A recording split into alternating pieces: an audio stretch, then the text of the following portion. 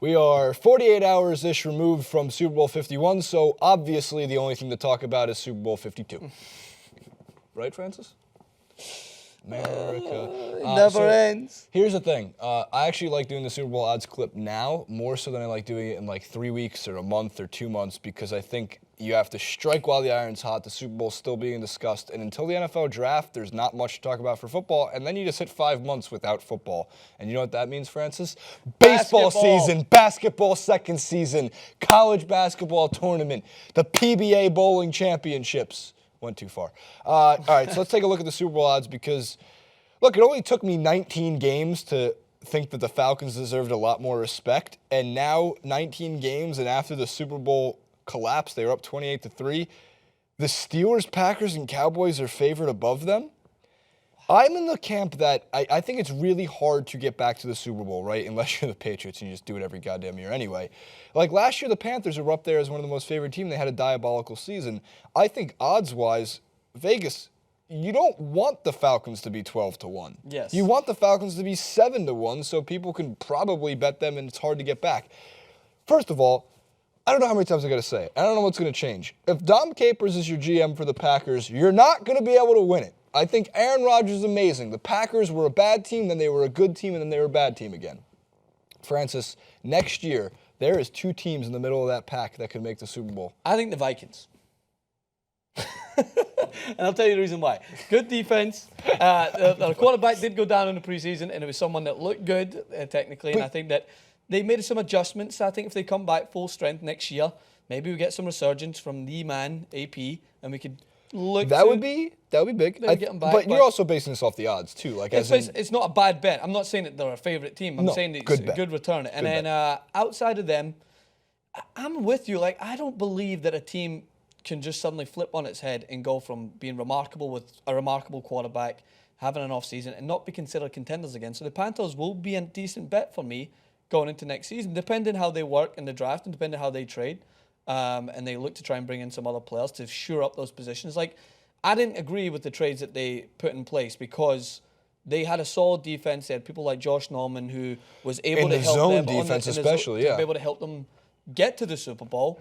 And I think that Cam Newton is a special player. And I think that if you build around it, you're going to have a good team. I think that this year was struggle. You talk about it in tactical for football. You need confidence players. Diego Costa's a confidence player. Cam Newton's a confidence player. You give him confidence, man, obviously he's going to take an inch, maybe then he'll take your whole goddamn rope with you. Yes. When it's with the confidence he plays with. But Panthers aren't a terrible bet. No, that division's not that good. I like to bet. I don't like to go with the obvious. No, case. I think there's a Super Bowl, though, that a lot of people could bet on. Now, if you go back to those odds, if you cut them in half, that's to win the NFC and AFC usually. So if we get that graphic up, I can show you the two.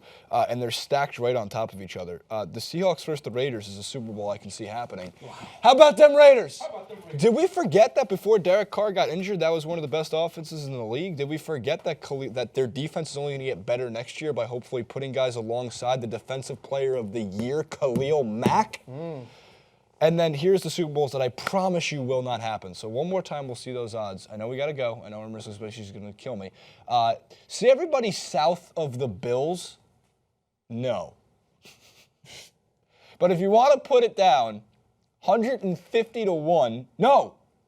1,500-1. No, 150-1.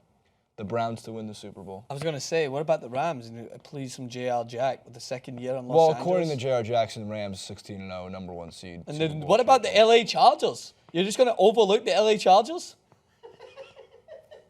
By the way, I love that the Giants get 25-1 odds. I'll take that any day of the week. Here's another point, though, to really quickly wrap it up. Cowboys, right?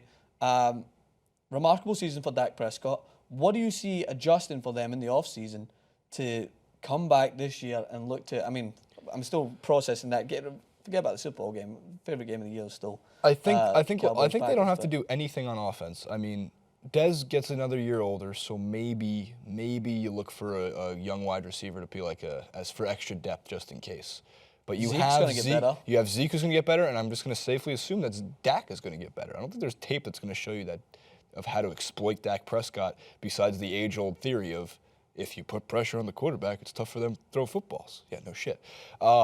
Defense, if they can pick up some key defensive players and really help out the secondary, especially in a pass-heavy. I mean, look, man, the Cowboys had no business losing to the Packers. They had no business losing to the Packers. And I don't like how all season long, do we buy into Dak and do we buy into Zeke? And then the second that it falls apart, not falls apart, but they get beat by Aaron Rodgers miraculously, it's, well, rookie mistakes. No, man, you can't go back and forth like that. That switch isn't cool. The Cowboys are a legitimate threat. They're going to win the NFC East, I think, for the next 5 straight years. I don't think the Giants or the Redskins or the Eagles have a shot at beating the Cowboys in their own division. To win the division. Not they can beat the Cowboys, but just not win the division. And, by the way, the NFC East this year plays the toughest division in football, Edwin, the AFC West, the Broncos, the Chiefs, and the Raiders. Those are tough, tough games to add to the schedule on top of having to play the Cowboys, the Giants, the Redskins, and the Eagles. So let's go Giants. Super Bowl 52. Doesn't feel right. Super Bowl 53 might be the Giants here. Raiders, Seahawks. Super Bowl 69. You down? Raiders. Put your money on it. The Patriots are going to win Super Bowl 69. Wait till next year. Jason and Edwin go to Oakland or Las Vegas to watch the Giants versus the Raiders, only one of which returns.